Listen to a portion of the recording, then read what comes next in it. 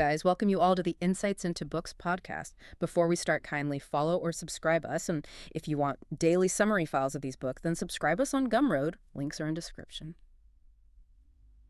Now, let's start today's discussion, guys. So today we're diving into this really incredible story. It's about radical self-invention, a journey that just, it kind of defies all expectations. It really does. We're talking about someone who, well, basically against all possible odds, didn't even step into a classroom until she was 17. 17. Yeah. And yet somehow she managed to navigate some of the world's most elite universities. We're talking Cambridge, Harvard, ultimately getting a PhD from Cambridge. It is, on the surface, just this incredible intellectual miracle. Oh. But our mission today, I think, goes a bit deeper than just marveling at that achievement, right? We want to understand what was driving it, what was underneath it all. We're really exploring this core human conflict, this philosophical tension that defined her life. Well, it's this question.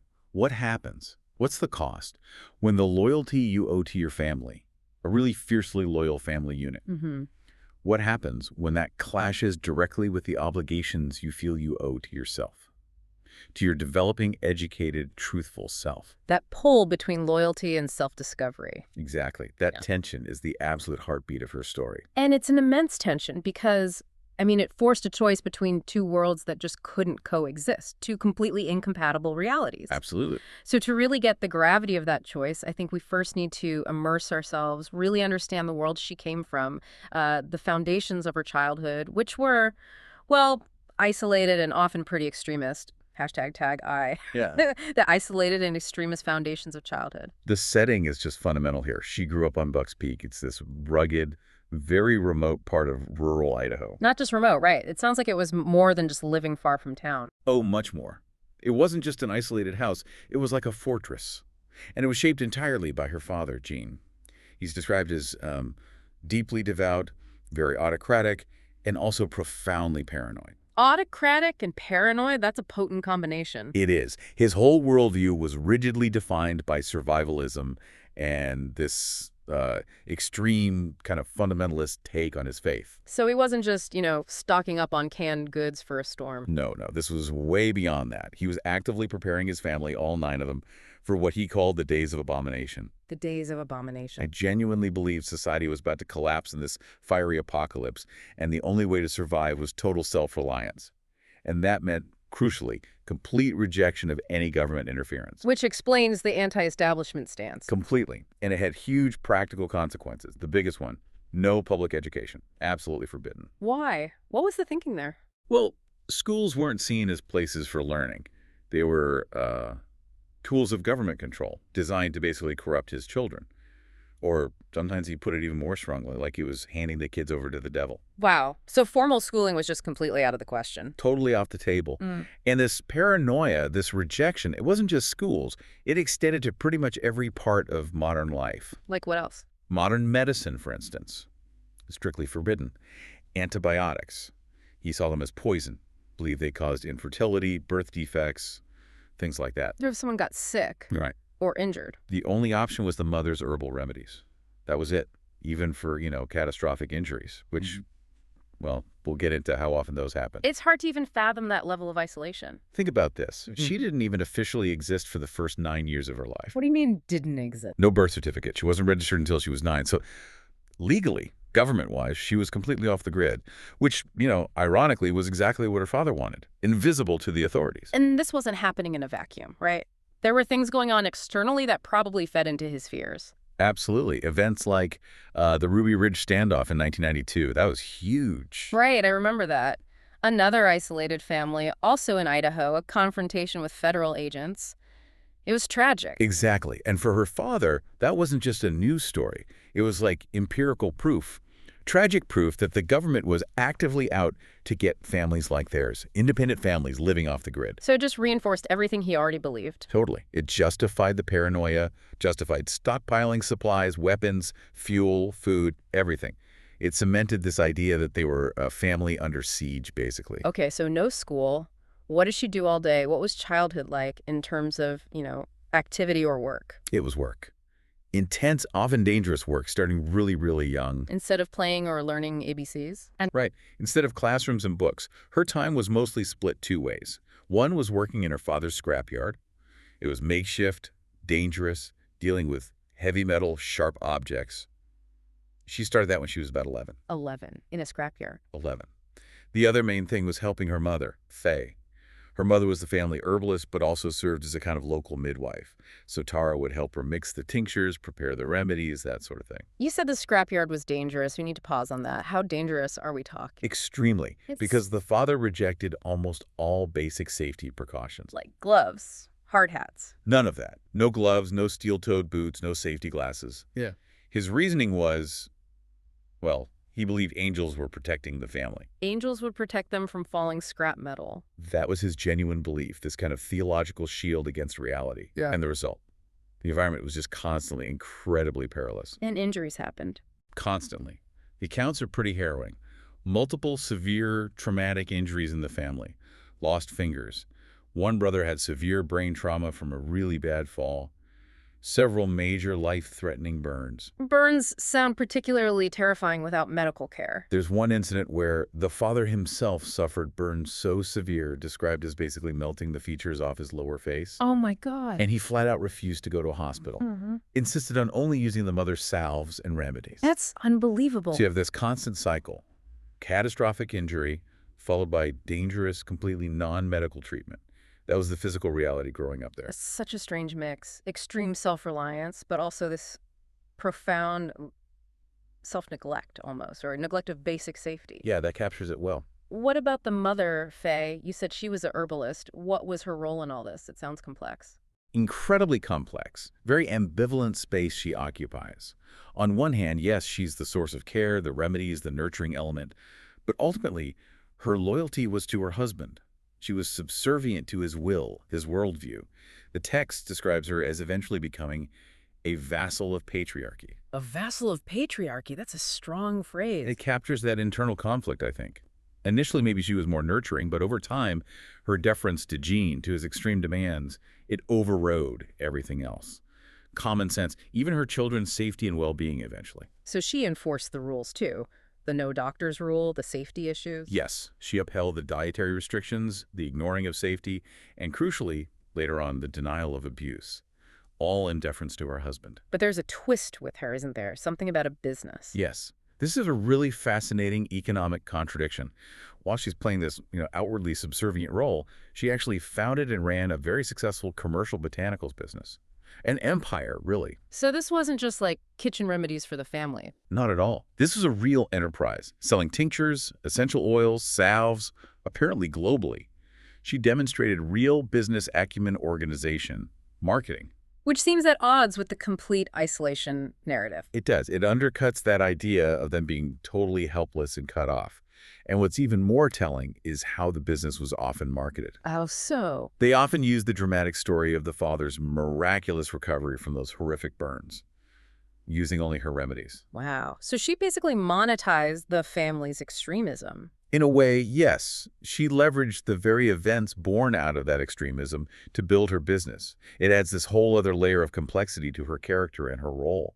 The business gave the family financial stability, sure, but it also showed this potential for independence, for agency, that the father's rigid patriarchy seemed determined to suppress. Okay, so we have this picture. Isolation, constant physical danger, intense family loyalty, all steeped in this theological fear. They were sort of safe from the government maybe, but incredibly exposed to dangers within the family itself. Exactly. But the physical danger, as bad as it was, wasn't even the deepest battle being waged. That was happening inside her own head, her own psyche. Which brings us to the profound psychological trauma and abuse that really marked her childhood. #2, trauma, abuse, and the drive for self-discovery. The physical dangers sound horrific enough, but the text is also explicit about other forms of trauma, right? Emotional, psychological. Yes, absolutely. The home environment is described as being steeped in severe, repetitive trauma on all those levels. And a lot of the direct abuse, particularly physical and psychological, came from one of the older brothers, Sean. What was his role in the family dynamic? He's portrayed as having this really destructive personality. He used violence, intimidation, and control, especially targeting his sisters, including Tara. And what would trigger this violence? That's what was so insidious. It could be almost anything, often seemingly minor things, like trying to wear a bit of makeup or dating a boy he didn't approve of. And the reaction was disproportionate? Massively. We're talking terrifying physical attacks. Being violently beaten, having your head shoved into a toilet, public humiliation, being physically restrained and attacked. She frames it very clearly as not just random anger, but a systematic way of violating the girl's autonomy, imposing control, and inflicting humiliation. That's incredibly disturbing. And the physical pain, as terrible as it surely was, she suggests it was often less damaging in the long run than the psychological fallout that came immediately after. That happened after an attack. That's where the manipulation, the gaslighting came in. Sean would often apologize profusely, seem deeply remorseful, and then immediately start twisting things, making her doubt her own memory of what happened, forcing her, essentially, to agree that it wasn't that bad, or that she'd provoked it, or even that it didn't happen the way she remembered. Forcing her to lie to herself. Exactly. Contradict her own experience, her own senses. And that dynamic, repeated over and over, caused profound psychological distress. I can only imagine. It left her with this constant, deep-seated feeling she describes as being unclean, or feeling like she despised herself just for existing in the wrong way, meaning, as a young woman who might want some independence or external validation or just not to be attacked. This cycle of violence and then denial, it must create such a warped reality. Absolutely. And we can definitely look at this through the lens of trauma theory. She was exposed to continuous psychic trauma. It's not just the physical hits. It's the spiritual control from the father, the domestic violence from the brother. And that has lasting effects. Of course. It leads to classic symptoms you see in trauma survivors. Things like constant vigilance, hyperarousal. Her nervous system was basically stuck in the on position, always scanning for threats. What did that look like in her daily life, especially as she got older and tried to navigate the world outside? Well, it manifested as this inability to ever really relax, always scanning her environment, anticipating danger, difficulty forming trusting relationships, obviously, and a real profound difficulty in expressing vulnerability or even just basic emotions naturally. Because showing emotion might have been dangerous back home. Precisely. These weren't personality flaws, they were learned behaviors. Yeah. Adaptive mechanisms she developed simply to survive the extreme volatility and danger of her family life.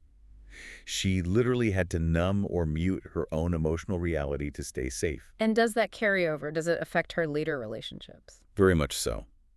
She writes about realizing years later, even when she was at places like Cambridge, that almost every significant adult relationship she formed initially shared some of these negative controlling patterns that were strikingly similar to her father's behavior. Wow. So the patterns just repeated themselves. It's a really crucial insight into how trauma works, isn't it? You could leave the place, the physical mountain, but you carry those internal maps, those learned dynamics with you, and they can unconsciously shape your new relationships.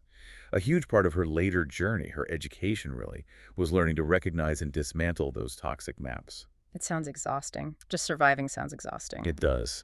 So if the abuse and the isolation and the indoctrination were all these powerful forces keeping her anchored to that mountain, that way of life, where did the first impulse to leave come from? What sparked the idea of change? Well, interestingly, the first push came from within the family, but from the outliers.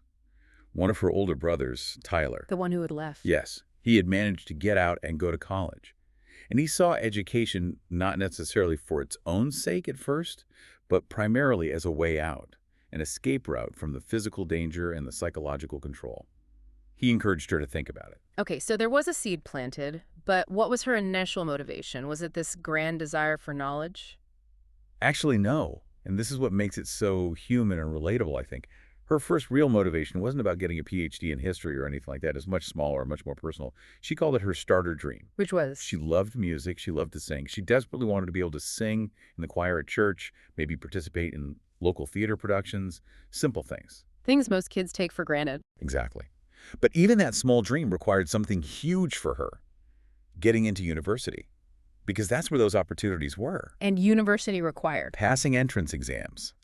Specifically, she needed to pass the ACT, which required math, algebra specifically. And growing up without school. Algebra was like a foreign language. Complex, abstract symbols and rules, completely outside anything she'd ever encountered in her self-education, which had been more focused on, religious texts or practical skills needed for the scrapyard or remedies. So that became the first major hurdle to even that small dream. It did.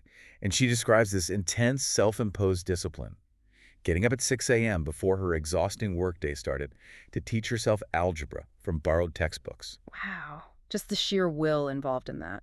Incredible, isn't it? That commitment, the pure, solitary effort just to master this one difficult subject, all driven by this relatively small personal desire to sing. That became the absolute first critical step toward self-education, toward independence. It's like that small dream unlocked the door. It really did. That single act of determined self-teaching against all odds, against everything she'd been taught about institutional knowledge, it set her on a path that, frankly, seems almost unbelievable from the outside. Which brings us to her actual academic awakening. #3.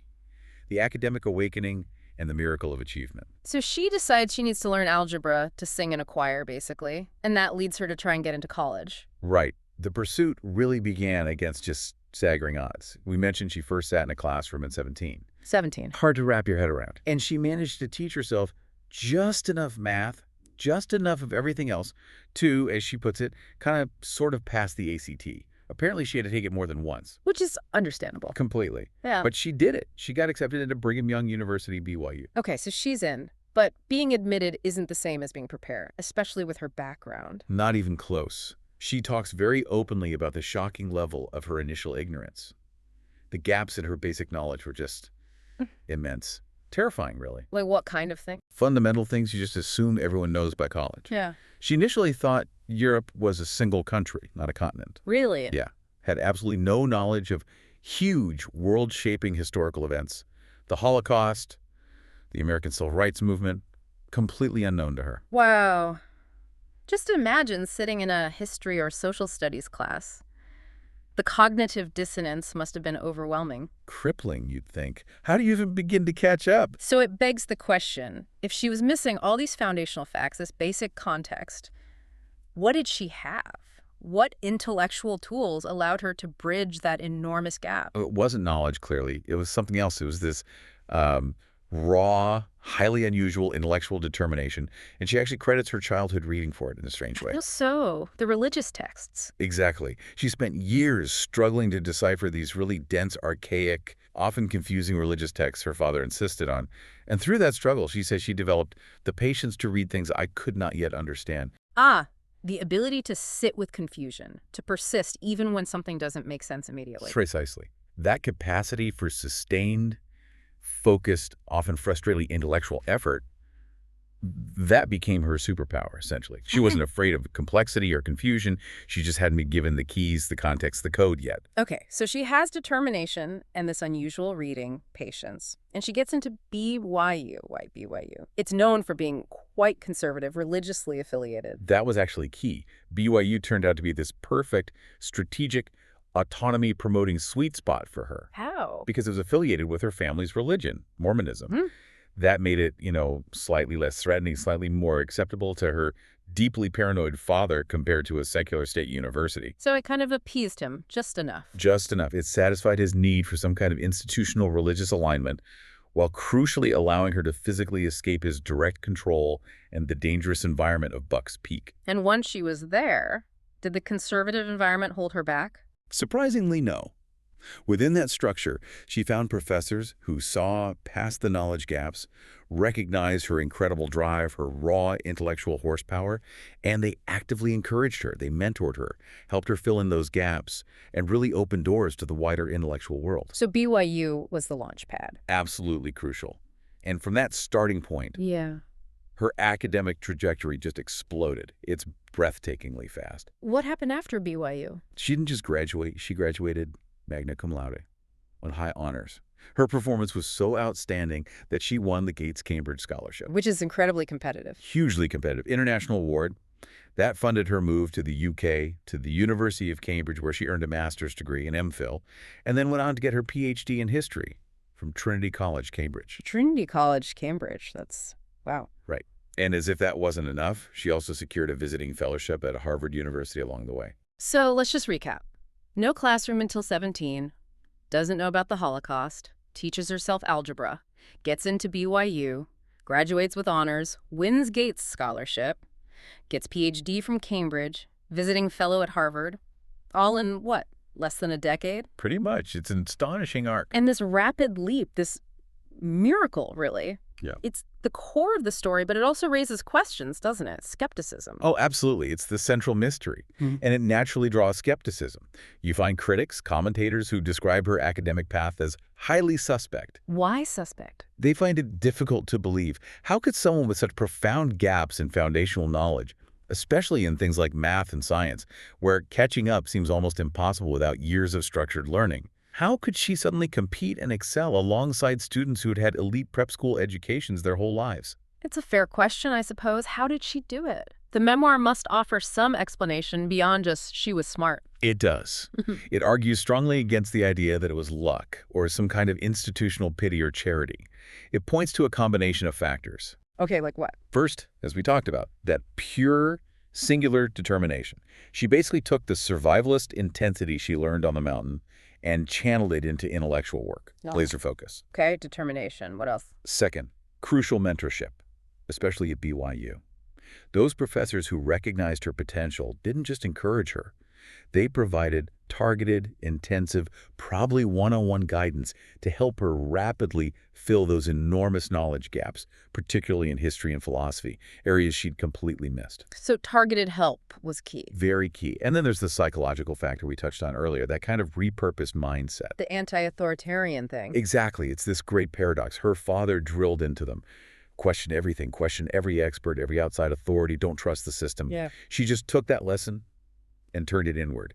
She started questioning the authority within her own family. She applied that skepticism to the doctrines and denials she grew up with. She took the family value of absolute self-reliance and applied it to her own education, her own mind. So she became an expert in her own learning, essentially. You could put it that way. Her success wasn't about suddenly conforming to the traditional system. It was about mastering the intellectual tools needed to effectively question everything, including the limitations imposed on her by her upbringing. She used the master's tools to dismantle the master's house, in a sense. And it seems like her actual academic work, her PhD research, reflects these themes too. Directly. Her PhD wasn't in some abstract, unrelated field. It focused on the history of intellectual dissent, specifically looking at 19th century American Mormons and how they interacted with other dissenting religious groups like Quakers and Shakers. So she was studying people navigating loyalty, community, and individual conscience. Precisely. It allowed her to process, on an intellectual level, the very tensions that were defining her own life, that clash between communal identity, religious belief, family loyalty, and the powerful drive for individual truth and conscience. Academia didn't just give her facts.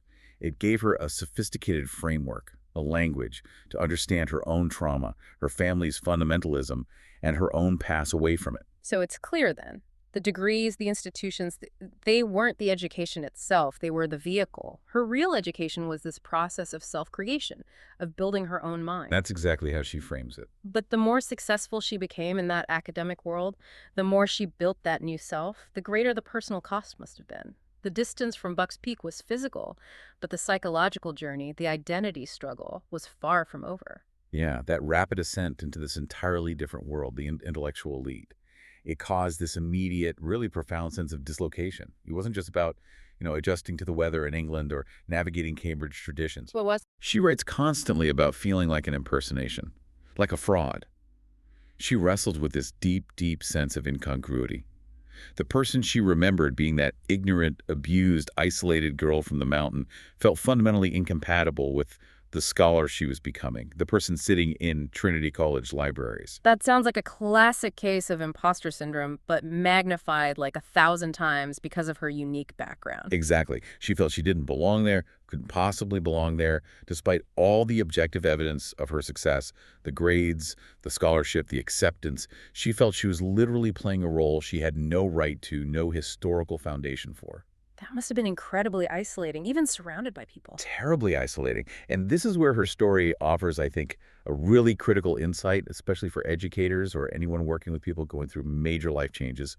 That when someone undergoes such a rapid, radical personal transformation, You have to address the emotional landscape. It's not just about filling knowledge gaps. She needed help reconciling these two warring versions of herself, the mountain girl and the Cambridge scholar. She needed help integrating them. Did you find anything that helped her do that? To bridge that internal gap? She did, and interestingly, she found it partly through philosophy, specifically the work of the philosopher Isaiah Berlin. Isaiah Berlin. What concept was helpful? It was Berlin's idea of positive liberty. Okay, what's positive liberty? Different from regular liberty. Yeah, so Berlin distinguishes between negative liberty, which is basically freedom from external constraints, like freedom from government oppression or physical barriers. Which she arguably achieved just by leaving the mountain. Right. But positive liberty is different. It's more internal. It's about self-mastery. It's the ability to take control of your own mind, to be rational, to make your own choices, and crucially, to be liberated from internal constraints. Things like irrational fears, indoctrination, self-doubt, the beliefs imposed on you by others. Ah, okay. Freedom to be your own master, essentially. Precisely. And that concept became this incredibly powerful lens for her. It helped her understand and frame her entire adult struggle. Her definition of her education shifted. It stopped being about degrees or accumulating facts. And became. It became, in her words, the ability to see and experience more truths than those given to me by my father, and to use those truths to construct my own mind. Construct my own mind. That's powerful. It is. It's this deeply personal, active, ongoing process of mental emancipation, building her own internal world based on evidence and reason, not fear and dogma. And this newfound positive liberty, this growing trust in her own mind and her own perception, that inevitably led to a clash with her family, didn't it, over the past? Directly. It led straight to the critical breaking point. The final confrontation over truth and memory, specifically regarding the abuse she endured, particularly from her brother Sean. She felt she couldn't live authentically, couldn't be that self-constructed person without acknowledging that reality. She had to use her new voice. So she confronted her parents about the abuse. She did. And their reaction, given everything we know about their worldview. It was sadly, devastatingly predictable within their closed system. Complete, total, unwavering denial. They said it didn't happen. Worse than that. They insisted she was lying, that her memory was faulty, couldn't be trusted, that the events she described simply did not occur as she remembered them. It was the ultimate gaslighting, really. A fight over, as she puts it, the entire province of shared history. They were essentially asking her to erase her own experience to maintain the family narrative. Exactly. Their framework just couldn't absorb her reality, her education, her new perspective, her insistence on remembering the abuse. They interpreted it all through their own lens. She was being difficult, she was hysterical, or, in the most extreme interpretation, she was being influenced or even possessed by the devil. So the choice became incredibly stark. Absolutely. Choose her reality, her memories, her educated self, or choose loyalty to the family's required narrative. There was no middle ground left. It's interesting, though, that the memoir itself acknowledges that memory isn't perfect, right? It mentions discrepancies. Yes, and that's quite brave, I think. She includes footnotes pointing out how different family members remembered key traumatic events like the father's burns or another brother Luke's serious leg injury differently. There wasn't one single objective account everyone agreed on, even for major incidents. So what does that mean for her confrontation? It means her effort wasn't necessarily about proving an objective capital T truth that everyone would finally accept. It became more about constructing and standing by her personal truth, her lived experience, her memory, even if it meant standing completely alone, without that shared history she craved. She had to trust her own perception finally, even when her closest loved ones were telling her it was wrong. That confrontation, that denial, it must have been the final straw. It forced the resolution of that central conflict we talked about at the start. The family demanded loyalty to the old story, the Buck's Peak narrative. But her education, her self-creation, her positive liberty, it made that kind of loyalty impossible if it required denying her own reality. So estrangement. Yes. The inevitable result was her ultimate estrangement from most of her immediate family. Her parents, Sean, some other siblings. The exceptions were mainly the few brothers, like Tyler, who had also pursued education and chosen a similar path away from the mountain. She essentially had to choose between her family and herself. That's what it came down to. Enlightenment, self-awareness came at the brutal cost of intimacy and belonging with her family of origin. That's maybe the most painful takeaway from the whole story. She does talk about forgiveness, though, particularly towards her father. She does. But she makes a really crucial, very profound distinction. She separates the act of forgiving him from the idea of reunion. What does that mean, separating forgiveness and a reunion? It means she could arrive at a place internally of forgiving him for the harm, the limitations, the ideology. But that didn't mean she had to let him back into her life in the same way. It didn't require reconciliation or pretending the past didn't happen. So forgiveness was for her own peace, maybe. Exactly. Yeah. She chose to remain estranged, stating very clearly that she had to lose one life, the life defined by the mountain, by her father's rules, in order to fully gain another. Her independent, educated, self-defined life. The distance was necessary for her sake, for her continued healing and self-possession. It wasn't about whether her father deserved forgiveness or had changed enough for reunion. Her choice was an act of self-care, of positive liberty directed toward preserving her own hard-won self. It's the ultimate assertion of boundaries, of autonomy, saying, I can forgive, but I don't have to re-engage with the source of the harm. Precisely. And she realized, too, that writing the memoir itself was part of reclaiming her history. She said she'd previously lost Buck's Peak, not just by physically leaving, but by leaving silently, allowing the family narrative, her father's narrative, to define her absence, perhaps even frame her as lost or fallen. They're writing the book. Writing the book was the act of speaking, of reinserting her voice, her perspective, her truth into the story, constructing her own narrative finally on her own terms. #tag V, conclusion and final reflection. So when we look back at this whole journey, it's just staggering. It really is. What she overcame wasn't just, poverty or lack of opportunity or geographical isolation. It was this deep foundational indoctrination that aimed to control her very perception of reality, her ability to trust her own thoughts. And her journey from that world to a Cambridge PhD, it completely reframes what education can even mean, doesn't it? Absolutely. It shows education not just as acquiring knowledge, but as this often painful, incredibly difficult, demanding path towards self-awareness, towards self-creation, building a self capable of independent thought and judgment. And maybe the biggest achievement wasn't the degree itself, but something more fundamental. I think so. Perhaps the true underlying achievement was the sheer intellectual and emotional courage it took to stand alone. To be surrounded by the people who formed your entire early world, telling you your reality is wrong, your memory is false, and finding the strength to trust your own perception anyway, to build a self without that shared foundation. That reliance on her own mind, even when it was actively discouraged. Her struggle is just this incredibly powerful illustration of what it means to live an examined life, maybe pushed to the absolute extreme. She had to construct a sense of self when the world she came from insisted she remain the person they defined. Ignorant, constrained, submissive.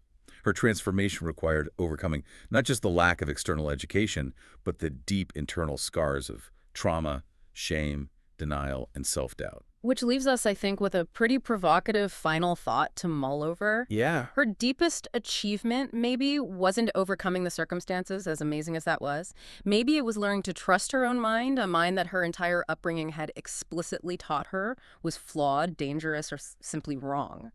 So it makes you wonder, when our early life, our sense of reality is dictated so completely by others, how do we finally claim our own history? How do we find our own voice? And what does it actually mean to create that narrative self, that coherent story of who we are that allows us to move forward and live authentically? Even if forging that self means severing the deepest, most fundamental human connections we have, our family ties, what's the ultimate price of that kind of self-creation? And that question, I think, really captures the profound cost and the profound meaning of her education. A heavy but important thought to reflect on as we wrap up this deep dive. Just an extraordinary story. Truly extraordinary. This was it on today's book, guys. And guys, kindly subscribe and follow us for more such insights on various books. And also do not forget to join our social media community to stay in touch and get updated.